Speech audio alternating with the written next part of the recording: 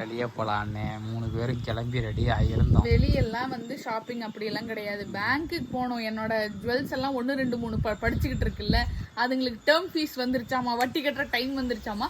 Phone பண்ணாங்க, சரி போய் கட்டிட்டு வந்துருவோன்னு சொல்லி கிளம்புனேன். வியான் நேரில் பார்க்குறவங்க வேற, நீங்கள் வேற அவனுக்கு ஐஎஸ்ஐ சர்டிஃபிகேட் கொடுக்குறீங்க. வியான் வந்து நேரில் ரொம்ப சமத்து, நீங்கள் வீடியோவில் மட்டும்தான் கம்ப்ளைண்ட் பண்ணுறீங்கன்னு. இப்போதான் கஷ்டப்பட்டு டயப்பரை மாட்டி விட்டேன். வீட்டுக்குள்ளே வெளியே வந்தோன்னு நிற்கிறான். அவன் நின்னாலே எல்லாருமே கண்டுபிடிச்சிருவாங்க. என் கூட இருக்க என் ஃப்ரெண்ட்ஸ், என் தம்பி எல்லாருக்கும் தெரியும் அவன் கக்கா போறான். வேணுமா கக்கா போறியா? ஆமாம்மா கக்கா வருது. டே 11 ரூபாடா ஒரு டைப்பர் அப்படின்னு பாக்குறேன். அவசர அவசரமா கழட்டுற போயிட்டான்.